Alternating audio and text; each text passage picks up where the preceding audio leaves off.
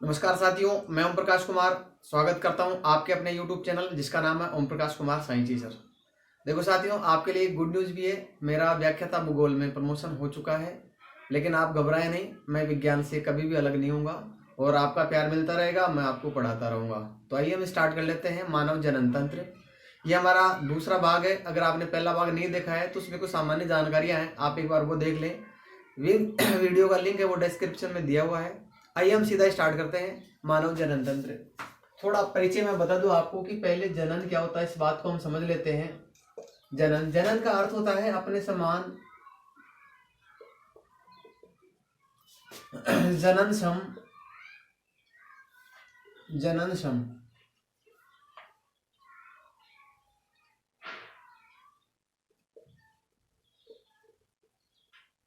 जीव उत्पन्न करना। अगर आप इतना याद रख लेते हैं, इस बात को समझ लेते हैं, तो जनन की परिभाषा है ये कि सजीवों द्वारा अपने समान जनन सम नया जीव उत्पन्न करने की क्षमता है या उत्पन्न करना है, वो जनन कहलाता है। देखो, ये एक सजीवों का लक्षण है। जैसे सांस लेना, खाना खाना, श्वसन, भोजन, उत्सर्जन, ऐसे ही जनन भी एक सजीवों का लक्षण है। अब ये ऐसा लक्षण है कि अगर जीव जनन नहीं करेगा तो उसको कोई फर्क नहीं पड़ेगा, लेकिन अगर वो नहीं करेगा तो उसकी जाति पे फर्क पड़ेगा। क्योंकि ऐसा नहीं करने से अगर सभी जीव जनन करना बंद कर देंगे तो वे खुद जब बूढ़े होके मर जाएंगे तो उनकी नई जाति कहाँ से आएगी। तो नई जाति के संतति है, उसके सांतत्य को बनाए रखने के लिए जनन आवश्यक है। इसलिए जनन करना जरूरी है। अपने समान ही जनन होता है। अपने समान का मतलब है मनुष्य मनुष्य का ही बच्चा देता है, गाय गाय का बच्चा देती है। नीम के पौधे पे कभी भी आम के बीज नहीं लगते, अर्थात नीम के नींबुड़ी ही आएगी, नीम का बीज ही देगा वो। तो ये अपने समान ही देता है। खास बात ये होती है कि अपने समान भी यहाँ पे 100% नहीं देता है। जाति है वो सेम होती है, मनुष्य मनुष्य देगा, लेकिन ऐसा नहीं है कि जैसे मान लो मैं हूं और मेरा बच्चा सेम टू सेम मेरे जैसा होगा। 100% मेरे जैसा सेम नहीं होगा। ऐसा क्यों होता है वो भी हम समझेंगे आगे। अब बात करते हैं जनन सम। जनन सम का मतलब है यहाँ जो संतान उत्पन्न होगी, ये जो नया जीव उत्पन्न होगा, ये भी जनन कर सकता है आगे, ये भी नई संतति को बनाए रख सकता है। देखो कैसे, जैसे एक उदाहरण मैं देता हूं। जैसे एक गधा, दो जानवर है यहाँ पे, और एक घोड़ा, दो अलग अलग वंश है। इनके मध्य में यदि क्रॉस करवा देते हैं तो एक नए जानवर की उत्पत्ति होती है जिसमें दोनों के लक्षण आ जाते हैं। उसको कहते हैं खच्चर, म्यूल बोलते हैं इंग्लिश में, म्यूल, MULE, ये पैदा होता है। लेकिन अगर मैं बात करूं कि क्या ये खच्चर नया खच्चर पैदा कर सकता है क्या, तो ये नहीं कर सकता। तो यहाँ पे देखो, दो जीवों ने मिलकर एक नया जीव तो उत्पन्न किया है, लेकिन वो जीव एक तो इनके समान नहीं है और दूसरा ये जननक्षम भी नहीं है। इसलिए यहाँ पे इसको हम जनन नहीं कह सकते। वास्तव में ये एक प्रोसेस है जिसको कहते हैं हम, ये संकरण है, क्रॉसिंग है ये एक प्रकार की। तो सजीवों द्वारा अपने समान और जनन सम जीव उत्पन्न करने की क्षमता या उत्पन्न करना ही कहलाता है जनन। अब देखो, मनुष्य के अंदर जो जनन पाया जाता है वो लैंगिक जनन होता है। और लैंगिक जनन होने से देखो, इसको समझ लेते हैं प्रकार जो लैंगिक जनन है। इसको लैंगिक जनन हम इसलिए कहते हैं क्योंकि इसके अंदर जनक दो होते हैं। संतानें कितनी भी हो सकती है, दो भी हो सकती है, एक भी हो सकती है और ज्यादा भी हो सकती है, लेकिन जनक यहाँ पे दो होंगे। सबसे खास बात, जनक का अर्थ हम बोलेंगे माता और पिता, या हम मादा और नर भी इनको कह सकते हैं, शब्द इस्तेमाल कर सकते हैं, या हम महिला और पुरुष भी इस्तेमाल कर सकते हैं। यानी इसके अंदर मम्मी पापा दो होते हैं। अब देखो, इसके अंदर संतानें कितनी होगी वो मैंने बता दिया, बताया नहीं वैसे तो, वो कितनी भी हो सकती है, फिक्स नहीं है। जनन का जो आधार है वो है जनक। जनक यदि दो हैं तो वो कहलाएगा लैंगिक जनन। देखो, जो फूल वाले जो भी पौधे हैं हमारे आसपास, जो हमें पौधे दिखते हैं जिनमें फल बनते हैं, बीज बनते हैं, उन पौधों में भी लैंगिक जनन होता है। अब आप सोचेंगे कि ये एक नीम है और इसके यहाँ पे नीमोड़ी आ गई, तो सर यहाँ पे तो जनक एक ही हुआ। ऐसा नहीं है। इसके फूल की हम संरचना देखेंगे तो उस फूल के अंदर नर और मादा दिखाई देंगे, तो वहां पे हम कह सकते हैं कि वो लैंगिक जनन है। अब देखो, ये दो हैं तो होता क्या है, अपनी जो एक कोशिका होती है उस कोशिका में गुणसूत्रों की संख्या होती है 46। और ये जैसे मान लेता हूं मैं, नर है और ये मादा है, तो मादा की भी प्रत्येक शरीर की प्रत्येक कोशिका में 46 गुणसूत्र होते हैं। अब इन दोनों से एक जीव बनाना है, मतलब इन दोनों को अपने गुण यहाँ पे देने, तभी इनके समान संतान उत्पन्न होगी। तो ये क्या करते हैं, इन दोनों को, दो कोशिकाओं को ये मिलाते हैं। अब आपके दिमाग में प्रश्न आ रहा होगा कि यहाँ 46 46, तो यहाँ पे तो 92 हो जाएगा, लेकिन ऐसा नहीं होता है। ऐसा होने से पहले एक काम किया जाता है और वो काम है युग्मक बनाने का। यानी पहले यहाँ पे युग्मक बनाने पड़ेंगे, अर्थात गुणसूत्रों की संख्या को आधा करना पड़ेगा। और अब ये जब मिलेंगे इस क्रिया को हम बोलेंगे निषेचन, और मिलने से वापस 46 गुणसूत्र आ जाएंगे। इससे फिर एक शिशु का निर्माण होता है। तो गुणसूत्रों की संख्या आधे गुण माता से आए, आधे पिता से आए हैं, और एक नए जीव का निर्माण हो गया है। ये इनके ही समान होगा, लेकिन 100% समान नहीं होगा। पिता के 100% समान क्यों नहीं हो सकता? क्योंकि आधे गुण दिए, आधे माता के दिए। और खास बात ये रहती है कि जब युग्मक बनते हैं उस दौरान एक क्रिया होती है जिसको कहा जाता है जीन विनिमय। ये बहुत ही इंपॉर्टेंट क्रिया है। जीनों का कुछ आदान प्रदान होता है, क्योंकि अलग अलग जब गुणसूत्र होंगे 46 से 23 होंगे तो जीन कॉम्बिनेशन है वो बदल जाता है, और जीन ही हमारे गुणों के लिए उत्तरदायी होते हैं। और ये मान लो कि उद्विकास, आज हम खड़े हैं तो इस क्रिया की वजह से खड़े हैं, वरना शुरू में जब पृथ्वी पर जीव बने होंगे तो इतने प्रकार के जीव नहीं थे। आज कम से कम 50 लाख प्रकार के जीव जंतु यहाँ पे पाए जाते हैं, वो इस क्रिया के कारण बने हैं। सभी नहीं कह सकते, लेकिन उसमें लैंगिक जनन करने वाले जीवों में इसका सबसे इंपॉर्टेंट रोल होता है, क्योंकि नए जीन्स उत्पत्ति होती है। वरना तो आप ऐसे कह सकते हैं इस माता पिता से संतान बनी, इस माता पिता से जब दूसरी संतान बनेगी तो दोनों संतानें भी आपस में समान होनी चाहिए, लेकिन ऐसा नहीं होता, दोनों संतानें भी अलग अलग होती है। ये अलग बात है कि जो जुड़वा होते हैं वो इस एक कोशिका से ही बनते हैं, इसलिए वो एकदम समान हो सकते हैं। बाकी जुड़वा को छोड़कर जो भी बच्चे होंगे वो सब एक दूसरे से अलग होंगे, 100% समान नहीं होंगे। मनुष्य होंगे, लेकिन उनमें गुणों का कुछ अंतर होता है। अब देखो, ये जो युग्मक बनते हैं, नर में जो युग्मक बनता है उसको कहते हैं शुक्राणु, और मादा में जो युग्मक बनता है उसको कहते हैं अंडाणु। अर्थात हमें शुक्राणु और अंडाणु को मिलाना होगा। हम ये जानते हैं कि प्राणी है या जो लैंगिक जनन करते हैं ये दो प्रकार के होते हैं, एक तो अंडज होते हैं और एक जरायुज होते हैं। अंडज है वो अंडे देते हैं, और देखा होगा अंडे मादाएं देती है, जरायुज में बच्चे देते हैं और बच्चे भी मादाएं देती है। अर्थात ये जो शिशु का जन्म होगा वो मादा के शरीर से होगा। इसका तात्पर्य होगा कि हमें इन शुक्राणुओं को यहाँ पे इस अंडाणु के पास मादा के शरीर तक पहुंचाना होगा। तो इसका काम तो क्या हो गया? नर का काम हो गया शुक्राणु को बनाना और मादा के शरीर तक पहुंचाना। मादा का काम क्या है? इस शुक्राणु से इन दोनों का निषेचन करवाना, इन दोनों को मिलाना, और ये 46 वाली कोशिका यानी इस कोशिका को कहते हैं युग्मनज।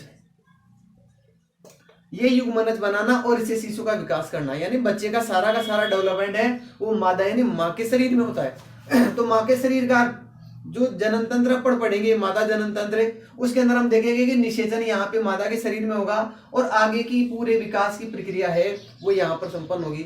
तो हमारे दिमाग में ये होना चाहिए कि नर जनन तंत्र का क्या काम है और मादा जनन तंत्र का क्या काम है, क्योंकि किसका क्या इंपॉर्टेंस है ये हम समझ लेते हैं तो हमारे लिए याद रखना आसान हो जाता है।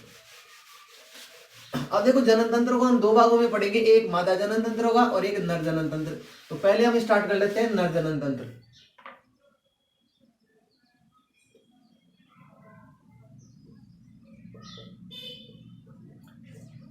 Male reproductive system. देखो मैं एक चित्र बनाता हूं, उसकी सहायता से हम समझ लेते हैं।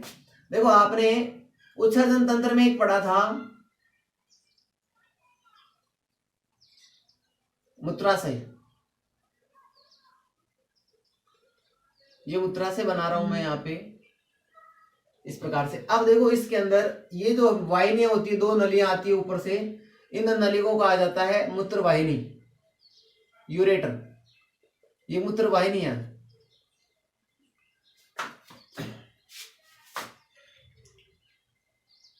यहां मैं जो बना रहा हूं वो संरचना है अपनी वृषण।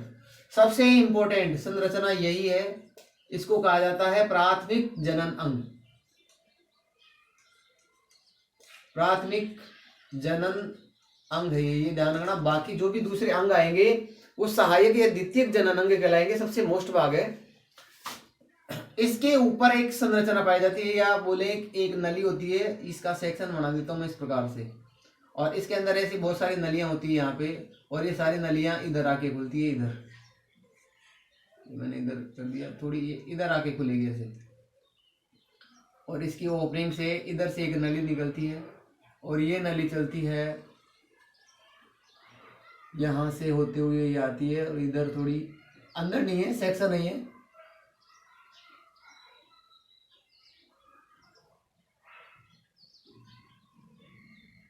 ये शुक्राशय है।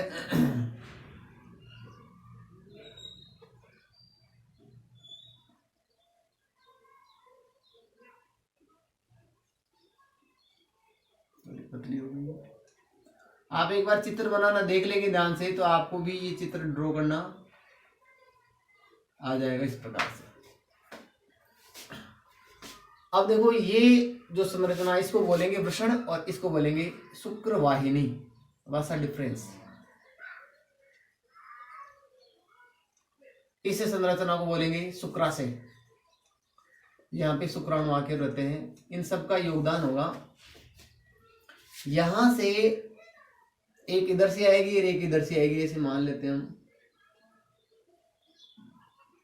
ये दो मिल जाते हैं इधर से और एक आएगी इधर से।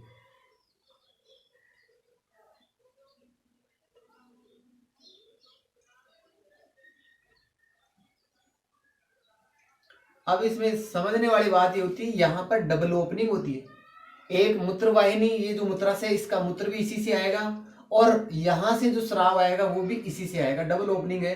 यहाँ पे ऐसी ग्रंथि पाई जाती है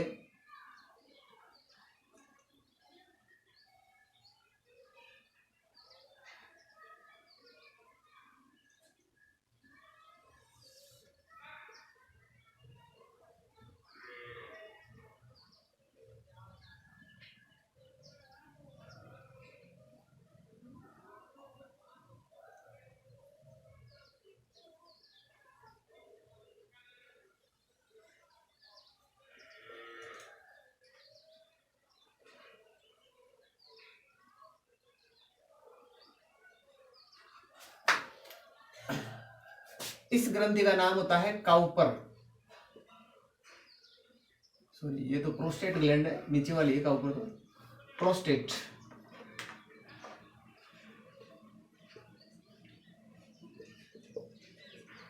प्रोस्टेट ग्रंथि और ये ग्रंथि कहलाएगी काउपर। काउपर भी कहते हैं। इसका एक दूसरा नाम भी है जिसको कहा जाता है बल्बो यूरिथ्रल ग्रंथि।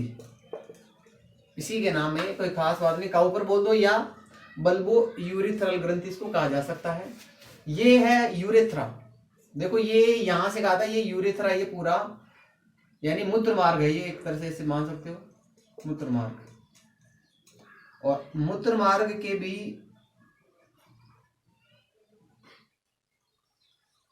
क्योंकि ये एक नली के अंदर स्थित होता है, ये नली है, वो भी नली के अंदर नली है। इस संरचना को कहा जाता है पेनिस।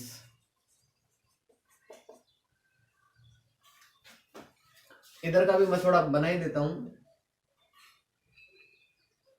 यहां तो इधर से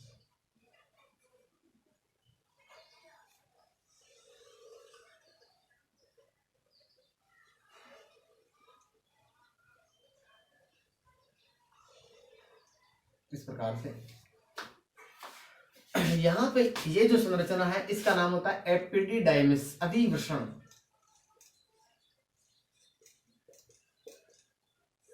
अधिवृषण यानी वृषण के ऊपर। अब हम इसका काम समझ लेते हैं कि किस प्रकार से काम करता है। सबसे पहले देखो वृषण, यहाँ का काम है, इसके अंदर शुक्राणुओं का निर्माण होता है। यहाँ पे बनते हैं, बनने के बाद में वो यहाँ अधिवृषण के अंदर आते हैं और शुक्राणु अपने आप को परिपक्व करते हैं। और जैसे जैसे वो आगे की ओर बढ़ते हैं तो उस नली का नाम है शुक्रवाहिनी। तो पहला अंग यहाँ पे मैं नाम डाल रहा हूँ। वैसे पहला अंग है वृषण, ये प्राथमिक है, और द्वितीयक है तो हम ये द्वितीयक चालू हो गए यहाँ से। एक प्राथमिक अंग है वो एक ही है वृषण। इसके बाद में शुक्रवाहिनी, शुक्रवाहिनी से ये आएगा शुक्राशय में, तो ये शुक्राशय 2 नंबर हो गया। यहाँ यानी शुक्राणु है वो यहाँ पर आकर संचित हो जाते हैं। शुक्राशय के द्वारा एक तरल स्रावित किया जाता है जो वीर्य का 60% भाग बनाता है। यहाँ पे कुछ समय के लिए शुक्राणु है वो संचित रहते हैं। और ये वीर्य भी मैं बताऊंगा आपको। वीर्य का मतलब ये होता है उसके अंदर शुक्राणु होते हैं और प्लस इसकी स्राव। अभी ये 3 ग्रंथि आएगी, प्रोस्टेट, काउपर और शुक्राशय। ये भी एक प्रकार की ग्रंथि है और स्रावित कर रही है। यहाँ पे श्रावण हो रहा है। सबसे ज्यादा वीर्य का सबसे ज्यादा जो भाग है वो इसी के द्वारा स्रावित किया जा रहा है। यानी यहाँ पे तरल भाग हम कह सकते हैं जो इन ग्रंथियों के द्वारा स्रावित किया जाएगा, ये तरल भाग मिलाकर ही बनाता है वीर्य। इसको कहेंगे हम वीर्य। ये शुक्राणु को पोषक तत्व और एक माध्यम उपलब्ध करवाता है। अब देखो यहाँ दोनों तरफ से इसकी ओपनिंग है वो प्रोस्टेट ग्रंथि के अंदर, यानी मूत्र मार्ग है, यानी सॉरी मूत्राशय से जो मूत्र मार्ग आ रहा है उसके अंदर दोनों काम हो रहे हैं। यानी यहाँ पे जो मूत्र मार्ग है इसके दो काम हो गए, एक तो ये मूत्र को बाहर निकालता है और एक ये वीर्य को बाहर निकालता है, डबल काम करता है, एक बार में एक ही काम होता है। लेकिन इस चीज को कंट्रोल करती है ये वाली ग्रंथि, प्रोस्टेट ग्रंथि, यानी क्योंकि ओपनिंग यहाँ से, इस ग्रंथि का आकार बुढ़ापे के साथ में बढ़ जाता है और मूत्र त्याग में फिर तकलीफ होने लग जाती है अगर ये ग्रंथि एक्स्ट्रा अगर इसकी वृद्धि हो जाती है तो। इस ग्रंथि प्रोस्टेट जो ग्रंथि है इसके द्वारा लगभग 30% भाग, देखो 60 वहां से हो गया, 30 यहां से हो गया है, बाकी 10 में शुक्राणु और ये जो बल्बोयूरेथ्रल ग्रंथि है ये कार्य करती है। तो ये इनके स्राव है, और इनके स्राव जो होते हैं उनकी खास बात क्या होती है, ये सारी होते हैं। सारी होने का कारण ये है क्योंकि हम जानते हैं जो मूत्र यहां से आएगा तो मूत्र के अंदर कुछ अम्ल पाए जाते हैं जैसे यूरिक अम्ल ऐसे, तो उनके कारण ये जो मार्ग रहेगा वो अम्लीय रहेगा, और उस अम्लीयता को दूर करने के लिए इनके अंदर क्षारीय पाए जाते हैं। जब मैथुन क्रिया होगी उससे पहले ही, यानी उसके कुछ समय पहले ही बल्बोयूरेथ्रल ग्रंथि के द्वारा भी एक तरल स्रावित किया जाएगा जो इस आगे के मूत्र मार्ग को चिकना बनाने का काम करेगा, ताकि शुक्राणु का मार्ग है वो आसानी से प्रशस्त हो जाए। तो इसका काम है, काउपर ग्रंथि का काम है मूत्र मार्ग को चिकना बनाए रखने का। इससे भी एक क्षारीय है, यानी जो अम्लीयता उसको दूर करने के लिए पदार्थ है, तरल पदार्थ है, वो स्रावित किया जाता है। यहाँ पे भी क्षारीय, यहाँ पे क्षारीय, यहाँ पे भी क्षारीय तरल है, क्योंकि इस मार्ग की अम्लीयता को दूर करना है। तो यहाँ पे 3 ग्रंथियां हैं, शुक्राशय वीर्य का 60% भाग बनाती है, प्रोस्टेट 30% भाग बनाती है, और काउपर ये इस मार्ग को चिकना बनाने का काम करती है, और ये भी क्षारीय तरल स्रावित करती है। ये मूत्र मार्ग है, एक पेशी नुमा संरचना के अंदर स्थित होती है, और इसको कहा जाता है पेनिस। यानी ये डबल काम करता है यहाँ पे। एक तो क्या काम इसका, मैथुन के समय वीर्य को मादा के शरीर में पहुंचाना, और दूसरा मूत्र त्याग करना। ये एक पेशीनुमा संरचना सामान्य अवस्था में, छोटी अवस्था में रहती है। तो ये थे इसके अंग। इसी में एक छोटी सी बात और जोड़ सकते, जैसे एक मैंने नंबर दिए थे 2, और इसको हम नंबर देंगे शुक्राशय को 3। अब प्रोस्टेट ग्रंथि है 4 नंबर पे, काउपर ग्रंथि है 5 नंबर पे, 6 नंबर पे है बल्बोयूरेथ्रल, और 7 नंबर पे है पेनिस। पेनिस के अंदर ही मूत्र मार्ग स्थित है, इसलिए इसको अलग से नाम नहीं दिया गया है। और 8 नंबर में यहाँ पे दे देता हूं, इसको कहा गया है अधिवृषण। यहाँ पे है 8, इधर देख सकते हो आप। तो ये नर जननांग है 8, और इनमें से मुख्य जननांग है वो है वृषण, बाकी सब जो 7 वो सहायक जनन अंग है। अब देखो थोड़ा सा हम इस वृषण की संरचना को डिटेल में पढ़ सकते हैं। आप इसका स्क्रीनशॉट भी ले सकते हैं और खुद बना के इसकी प्रैक्टिस भी कर सकते हैं।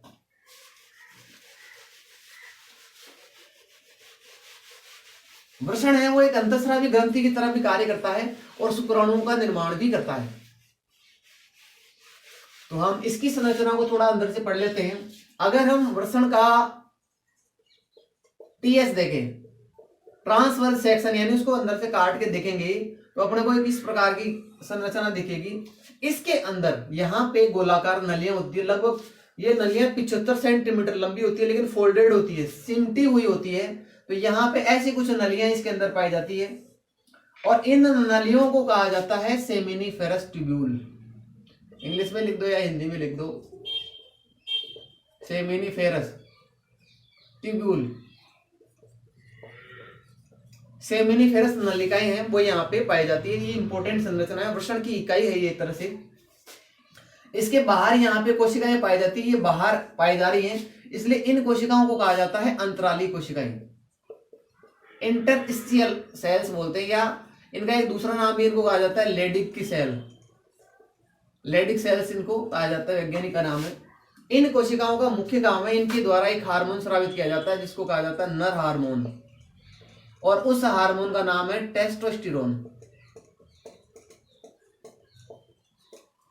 और इस हार्मोन का कार्य क्या है, ये द्वितीयक लैंगिक लक्षणों के लिए उत्तरदायी होता है। द्वितीयक जो हम पहले वाले भाग में हम पढ़ चुके हैं, द्वितीयक लैंगिक लक्षण, और ये नर में ही पाए जाएंगे। इसलिए नर के अंदर जैसे दाढ़ी मूंछ का आना, आवाज का भारी होना, शरीर का गठीला होना, त्वचा का कठोर होना, तो ऐसे जो गुण हैं उन गुणों के लिए उत्तरदायी होता है टेस्टोस्टेरोन हार्मोन, और इसको बढ़ाने का कार्य करती है अंतराली कोशिकाएं, जो कि सेमिनिफेरस ट्यूब्यूल में पाई जाती है वृषण के अंदर। ये वृषण एक आवरण के अंदर स्थित होता है, और उस आवरण को कहा जाता है वृषण कोश। वृषण कोश देखो इसका काम क्या है, हमारे शरीर में यानी यहाँ सेमिनिफरस ट्यूब्यूल्स के अंदर शुक्राणु का निर्माण होगा। तो शुक्राणु निर्माण के लिए तापमान की आवश्यकता होती है 33 डिग्री सेल्सियस, और अपने शरीर का तापमान होता है 37 ज्यादा है। इसलिए इस गर्मी से यानी अपने शरीर के 37 से थोड़ा दूर रखने के लिए ये वृषण है वो शरीर से बाहर पाए जाते हैं, वृषण कोश के अंदर।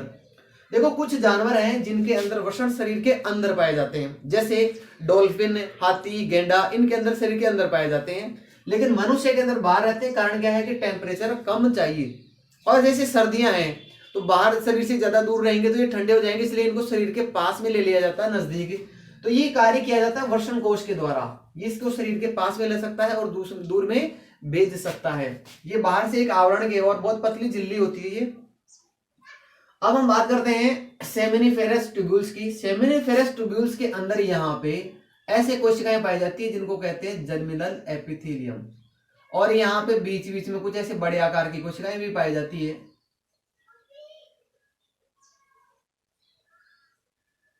ऐसे। तो ये जो दो प्रकार की कोशिकाएं यहाँ पे, इस कोशिका को कहा जाता है जर्मिनल एपिथेलियम। ये एपिथेलियम की कोशिकाएं हैं, ढकने का काम कर रही, कवर बना रही है इसका। इसका काम क्या है, इस कोशिकाओं में अर्धसूत्री विभाजन होता है और इस कोशिका से बनते हैं शुक्राणु। शुक्राणु बनने में समय लगता है 74 दिन। एक शुक्राणु को बनकर परिपक्व होने का समय होता है 74 दिन। आप ये सोचें कि यहां से इतना समय लग रहा है तो एक बार शुक्राणु निकल जाएंगे तो अगली बार निकलने में इतना गैप देना पड़ेगा 74 दिन का, लेकिन ऐसा नहीं है। आपने रक्त वाले भाग में पढ़ा भी होगा कि अपने शरीर में जो आरबीसी होती है उसका जीवन काल होता है 90 से 120 दिन, अर्थात 90 से 120 दिन में वो मर जाती है। मान लो अब 90 दिन में वो मर जाती है तो क्या सारी आरबीसी एक साथ मरती है? नहीं, मरती रहती है और नहीं बनती रहती, जितनी मरती है उतनी वापस बन जाती है। तो ये प्रक्रिया लगातार चलती रहती है। ऐसा नहीं है कि 74 दिन लगते हैं तो एक बार निकलने के बाद दोबारा 74 दिन लगेगा, ऐसा नहीं है, बढ़ती रहती है, लगातार चलती रहती है। इंपॉर्टेंट बात है, जर्मिनल एपिथेलियम कोशिकाएं हैं वो ही शुक्राणुओं का निर्माण करती है। दूसरा ये जो बड़े आकार की कोशिकाएं हैं, शुक्राणु जब बन जाएंगे तो वो यहां से आके इधर चिपक जाएंगे इससे, और ऐसे इस गुहा में स्थित हो जाएंगे, ऐसे इनसे आके चिपक जाएंगे। वो चिपक क्यों रहे हैं? इन कोशिकाओं का नाम होता है सर्टोली सेल्स। सर्टोली की कोशिकाएं, सर्टोली सेल्स। देखो इनका बहुत ही बड़ा रोल है। क्या रोल है? ये शुक्राणु को यहाँ चिपक रहे हैं, मतलब ये शुक्राणु को पोषण देने का कार्य करते हैं। तो इनका काम हो गया पोषण देना। और किसको पोषण देंगे?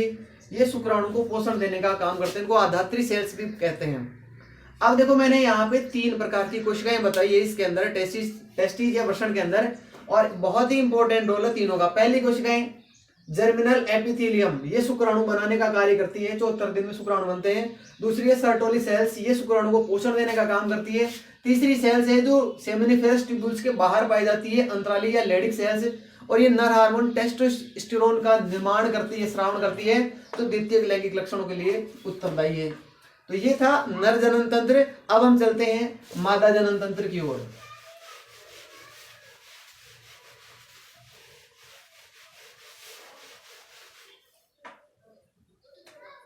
अब हम देखेंगे मादा जनन तंत्र। तो मैं पहले चित्र बना लेता हूं, आप भी चित्र बना भी सकते हैं और देख सकते हैं कि वो चित्र किस प्रकार से बनाया जा रहा है।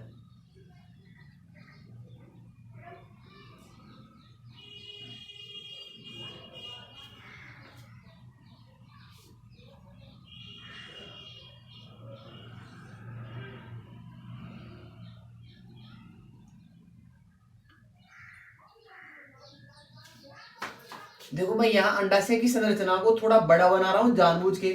इधर जो बनाऊंगा वो वास्तविक संरचना होगी, इतना बड़ा ही वो होता है।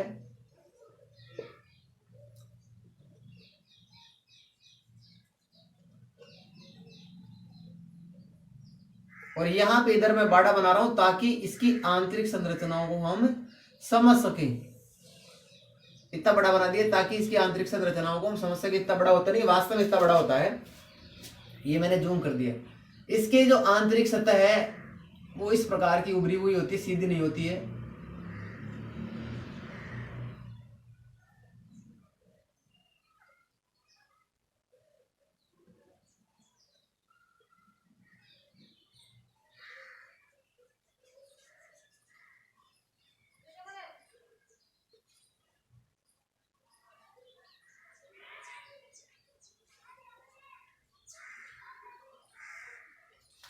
अब इसमें अंडाशय है, ये है प्राथमिक जनन अंग। प्राथमिक जनन अंग है ये, इसको हम देंगे 1 नंबर। इसका नाम है अंडाशय। और अंडाशय है तो इसके अंदर निर्माण होगा अंडाणु का, इसमें अंडाणु बनेंगे। इंपॉर्टेंट काम यहाँ पे सबसे यही हो रहा है यहाँ पे। बाकी यहां से इधर मैं बता देता हूँ, ये अंडाशय हो गया। इस नली का नाम होता है फैलोपियन नलिका या अंडवाहिनी, ओविडक्ट भी कहते हैं इसको, और वैज्ञानिक का नाम है फैलोपियन, उनके नाम के आधार पर रख दिया अंडवाहिनी। ये जो बड़ी संरचना है, इस संरचना को कहा जाता है गर्भाशय। और ये संरचना कहलाती है योनि, वेजाइना। ये ओविडक्ट या फैलोपियन ट्यूब, ये यूटेरस और वेजाइना, और ये ओवरी यानी अंडाशय। अब हम समझ लेते हैं, देखो इसके अंदर भाग हैं वो 3 ही भाग हैं, बाकी बाहर की संरचनाएं हैं। मैं आंतरिक संरचना की बात कर रहा हूं यहाँ पे। 1 नंबर ये हो गया, 2 नंबर आप इधर से चालू करेंगे, यहाँ दे दो 2 नंबर, और गर्भाशय को 3 नंबर और योनि को 4 नंबर। 4 मुख्य जनन अंगों के बारे में हम यहाँ पे पढ़ेंगे। सबसे पहले हम देखते हैं गर्भाशय। गर्भाशय के अंदर यहाँ पे कुछ ऐसी कोशिकाओं का गुच्छा पाया जाता है, और इधर की ओर बढ़ेंगे तो ये गुच्छा थोड़ा बड़ा होता जाता है। यहाँ पे लगभग फॉलिकल्स पाए जाते हैं, 400 फॉलिकल्स यहाँ पे लगभग होते हैं। यहाँ पर एक बड़ा फॉलिकल पाया जाता है, और उस फॉलिकल के अंदर एक अंडाणु पाया जाता है। इसको कहा जाता है ग्राफियन पुटक, ग्राफियन फॉलिकल, इसका इंपॉर्टेंट रोल है ग्राफियन पुटक। इस ग्राफियन पुटक के द्वारा एक हार्मोन स्रावित किया जाता है, जिस हार्मोन का नाम है एस्ट्रोजन।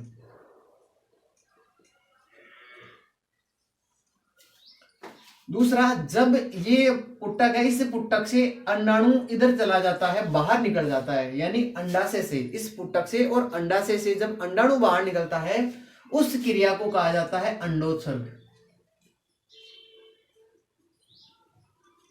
अंडाणु बाहर निकलने की क्रिया को, तो अंडाणु आ जाएगा इधर, और ये जो संरचना बचेगी, अब इसमें से अंडाणु बाहर निकल गया है,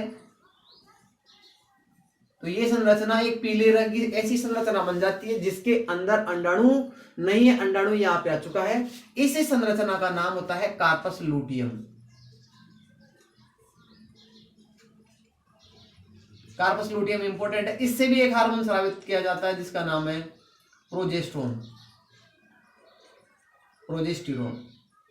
अब देखो यहाँ पे ग्राफियन पुटक के द्वारा स्रावित किया जा रहा है एस्ट्रोजन, और कार्पस लूटियम के द्वारा हार्मोन स्रावित किया जा रहा है प्रोजेस्टेरोन। और ये दोनों ही हार्मोन है वो मादा में द्वितीयक लैंगिक लक्षणों के लिए उत्तरदायी हैं, लैंगिक लक्षण के लिए उत्तरदायी है। जैसे आवाज का पतली होना, इस प्रकार के जो लक्षण है, महिलाओं में स्तनों का विकास होना, उनके लिए ये जिम्मेदार होता है। तो ये 2 हार्मोन, देखो इस सूक्ष्म लेवल पे मैं आपको बता रहा हूं, क्योंकि कंपटीशन में क्वेश्चन आता है कि अंडाशय में एस्ट्रोजन का हार्मोन का श्रवण किसके द्वारा किया जाता है, तो ग्राफियन पुटक, और प्रोजेस्टेरोन का हार्मोन का श्रवण किसके द्वारा किया जाता है, वो है कार्पस लूटियम के द्वारा। देखो अब प्रक्रिया क्या होगी, अब प्रक्रिया होगी यहाँ पर नर के द्वारा, यहाँ पर यानी योनि के अंदर शुक्राणु छोड़े जाएंगे, यहां से आएंगे शुक्राणु, और यहाँ मूत्र का कोई लेना देना बिल्कुल भी नहीं है, सिर्फ यहाँ पे शुक्राणु आएंगे। तो ये जो शुक्राणु है वो इस शुक्राणु की संरचना कुछ इस प्रकार की होती है ऐसे। तो ये शुक्राणु गति करते हुए आएंगे। खास बात बता दूं, यहाँ पर जो वीर्य छोड़ा जाता है उस वीर्य की मात्रा लगभग 3 ml से लेकर 6 ml, 2 ml से लेकर 6 ml, लगभग हम कह सकते हैं 3 ml होती है। और उस 3 ml वीर्य के अंदर शुक्राणुओं की बात करें तो लगभग 3 करोड़ 60 लाख इतने शुक्राणु होते हैं, बहुत ज्यादा। एक बार में इतने शुक्राणु आते हैं, उनमें से सभी शुक्राणु इधर की ओर गति करेंगे, कुछ इधर की ओर गति करेंगे। हम मान लेते हैं शुक्राणु गति करता हुआ इधर की ओर बढ़ रहा है यहाँ पे, तो शुक्राणु जब गति करता हुआ यहाँ तक पहुंच जाता है, ऐसे यहाँ पे ये अंडाणु भी इधर आगे की ओर बढ़ता है, तो यहाँ पे अंडाणु और शुक्राणु दोनों मिलते हैं। वास्तव में देखा जाए तो अंडाणु होता है बहुत बड़ा और शुक्राणु होता है इतना सा, क्योंकि इसको पूरा पोषण अपने पास में रखना है, डेवलपमेंट करना है, तो इसको करना है। इधर शुक्राणु का सिर्फ इतना काम है कि ये अपने 23 गुणसूत्र इसको देगा, ये जब इससे जुड़ेगा निषेचन होगा और इसको आगे डेवलपमेंट करना है, इसकी सूचना ये इसको दे देता है कि हाँ अब निषेचन हो गया है, आगे का डेवलपमेंट स्टार्ट कर लो। तो ये बहुत छोटे होते हैं और इसीलिए इनकी संख्या बहुत ज्यादा है। इनके आगे यहाँ पहुंच के निषेचन करने की संभावना कम होती है, इसलिए अत्यधिक मात्रा में शुक्राणु का उत्पादन किया जाता है। तो अब हमने आगे यहाँ पे देखा है कि ये जो संरचना है यहाँ पर यानी अंडवाहिनी है, इसके अंदर अंडाणु और शुक्राणु मिलते हैं, अर्थात निषेचन की जो प्रक्रिया है वो संपन्न होती है अंडवाहिनी में। क्वेश्चन आएगा निषेचन कहाँ पे होता है, तो ये जननांग है लेकिन इसमें निषेचन होगा वो अंडवाहिनी में होगा। निषेचन होने के बाद में ये दोनों कोशिकाएं मिल जाएगी और मिलने के बाद में एक कोशिका का निर्माण करेगी, और निषेचन होने के बाद में ये जो एक कोशिका बनेगी उस कोशिका का नाम होता है युग्मनज, इंग्लिश में बात करें तो जाइगोट। अब ये जाइगोट बन चुका है, इसमें गुणसूत्रों की संख्या 46 हो चुकी है।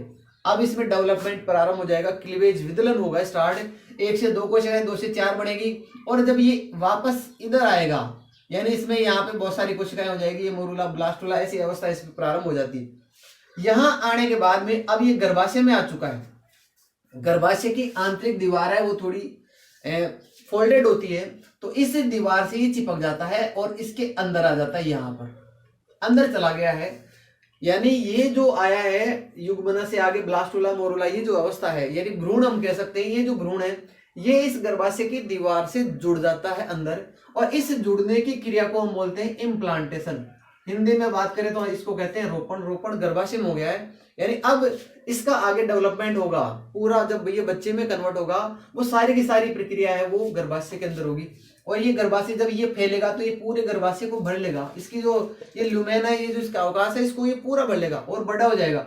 आपने देखा होगा बच्चा जब 5-6 महीने का हो जाता है तो माँ का पेट है वो थोड़ा बाहर की ओर आ जाता है, क्योंकि ये गर्भाशय है उसके अंदर बच्चा बड़ा हो रहा है, तो उस बच्चे को स्पेस देने के लिए ये बढ़ सकता है और लचीला होता है।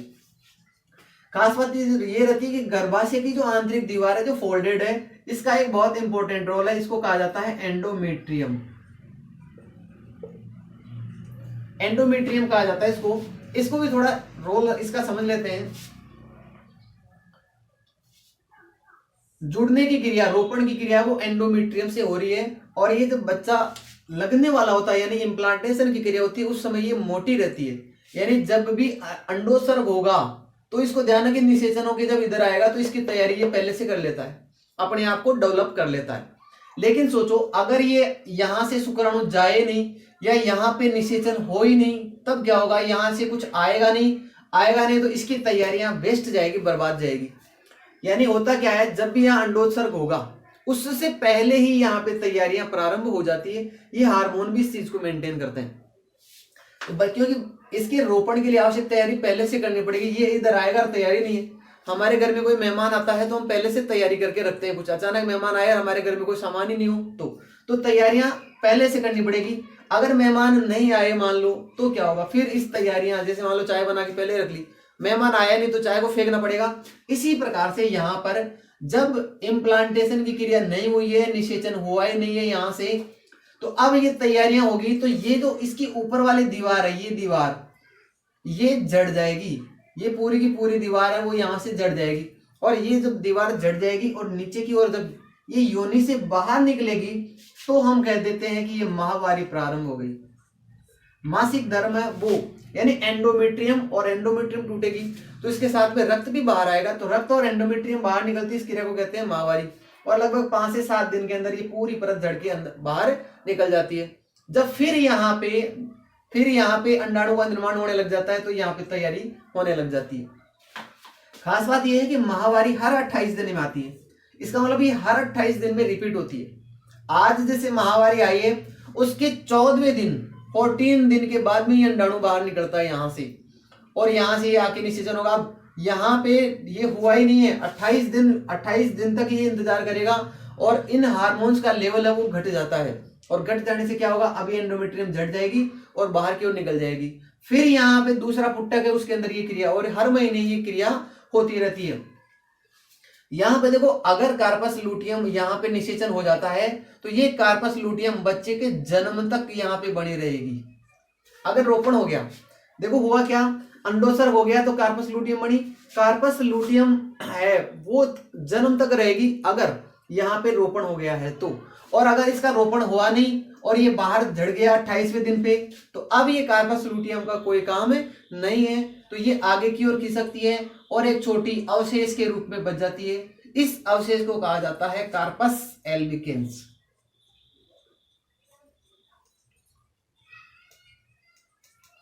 तो कार्पस लूटियम से ही क्या बना है, कार्पस एल्बिकेंस बना है। अब ये हार्मोन स्रावित नहीं करती है और कुछ समय बाद में ये अपघटित हो जाती है। देखो यहाँ पे प्रक्रिया लगातार, हर 1 महीने में एक बार अंडाणु निकलेगा, ग्राफियन पुटक है वो परिपक्व पुटक में बदलेगा, अंडाणु बाहर निकलेगा, अंडोत्सर्ग होगा, उसके बाद में वो कार्पस लूटियम बनाएगा, और अगर निषेचन हो जाता है तो ये जन्म तक रहेगा, जन्म के बाद में ये कार्पस लूटियम में बदलेगा। और अगर निषेचन यहाँ पे नहीं हुआ है, रोपण यहाँ पे नहीं हुआ है, तो ये कार्पस लूटियम है वो कार्पस एल्बिकेंस के अंदर बदल जाती है। देखो इसको थोड़ा बड़ा करके मैंने बताया, फिर कह दूं मैं ये संरचना इतनी बड़ी है नहीं। यहाँ पे जो ये अंडवाहिनी है इसमें अंगुली नुमा ये संरचनाएं पाई जाती है, ताकि उस अंडाणु को ऊपर की ओर सब किया जा सके, खींचा जा सके। नहीं तो अंडाणु निकलेगा और इधर चला जाएगा, तो ऐसा नहीं हो, इसकी संभावना को बढ़ाने के लिए इसको बोलते फिम्बरी, बोलते फिम्बरी। एक अंगुली नुमा संरचना है जिसको खींच लेगी ऊपर की ओर अंडाणु को, ताकि अंडाणु इधर उधर नहीं जाए। तो ये था मानव जनन तंत्र। आपने पूरा वीडियो देखा, धन्यवाद साथियों।